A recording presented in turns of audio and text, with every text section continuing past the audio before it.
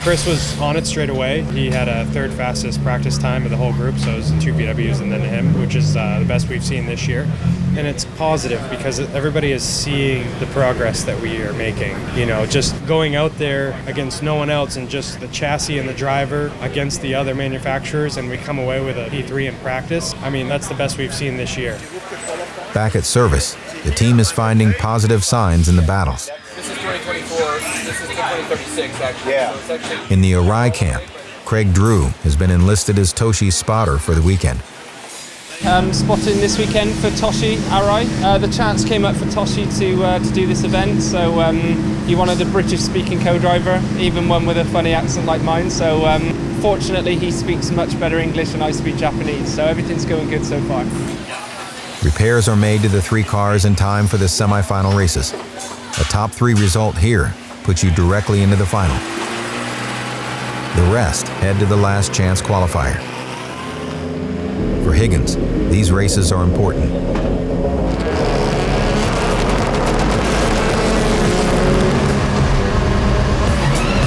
Until now, he's had varied results in the series. Hold your line. Inside. Go, go, go, go, go, go, go. Get down, get down, get down. There you go, clear. He's a rally champion, but in GRC, you need a few events back-to-back to truly wrap your head around the racing. He's here for the team, but his personal goal is to show he can handle the door-to-door action. He'll settle for 4th and heads to the LCQ. In the second semifinal, Arai and Atkinson both have a mountain to climb. Green, green, green, green. Move from the back of the grid and into the final. Chris gets a strong launch. A quick call from his spotter is made. Inside, inside. Chris takes the advice and moves up a spot.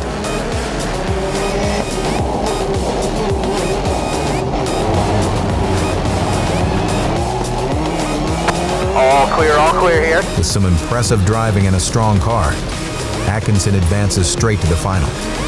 Toshi Arai will retire with a mechanical. Back up, hell of a drive, bud. You did it. Top 3. With 1 car already qualified, Higgins is on the front of the grid for the LCQ. He wants a win. Off the line, Higgins holds the inside. He was going to look to drop in behind you. He's dropped in behind you. Protect your left side here, David. He'll fend off many attacks, but they're not successful.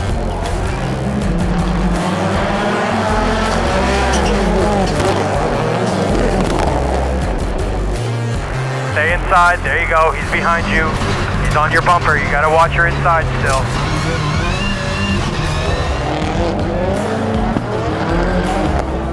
Watch your inside. He's going to bump you in the dirt. He's going to bump you in the gravel. Go, go, go, go, go, go. Clear. Higgins clears the LCQ with a confidence-inspiring race win. Nice drive, nice drive. So there you have it. Both Atkinson and Higgins make the final. For the first time, it's a massive 12-car shootout. 12 cars on a tight track. Anything can happen. Off the line, the field surges forward. Higgins on the inside. Atkinson is forced to go to the outside. With nowhere to go, Chris gets squeezed. And just like that, a bent steering rack. Higgins, up in 3rd, is also under siege and goes wide. It costs him 2 spots, but he quickly takes one back. Alright, let's be smooth, hit our marks here. There's gonna be a bunch of junk ahead of us here soon. David knows the attacks aren't going to stop. He's forced to brake early to avoid being punted, but it puts him door to door over the jump.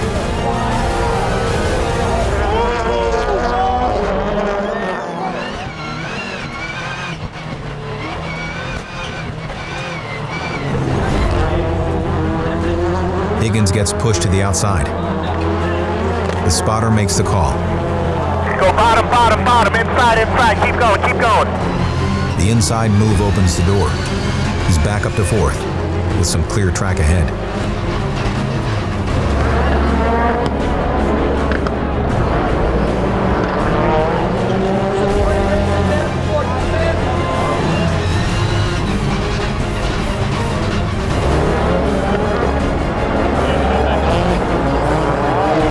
Atkinson. We need to put some time on these boys. He's got a damaged steering rack, but is making progress. He's closed the gap and is back up to 6th. Get up with those boys. If they scuff, we want to be right there. Take advantage of that. With her joker lap already used, they know they're at risk of losing a few spots, so they hammer down. Chris goes wide, but survives. You got 3 car lengths back to Atkinson. You're going to get the white flag this time by. 1 lap to go. Higgins sits 6th, Atkinson 7th. But strategic jokers are taken by their opponents just in time for the checkered flag.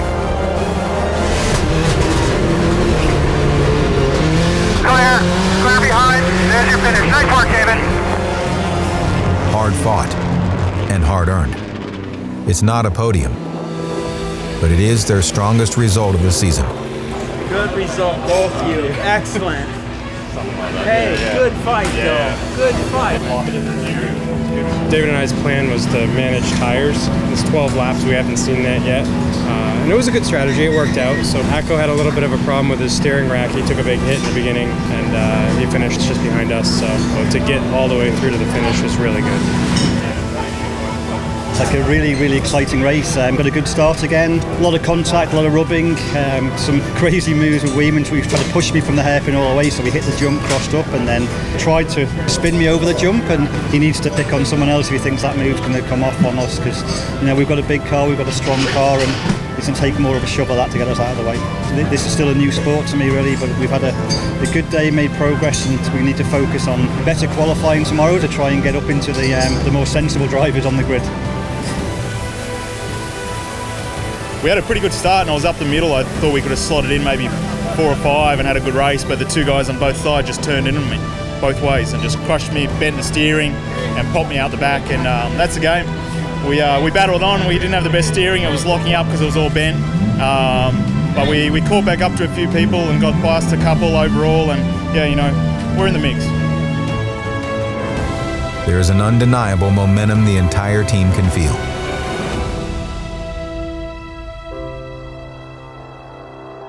Next time, on launch control. They do it all over again. Day 2 of the Los Angeles doubleheader heats up.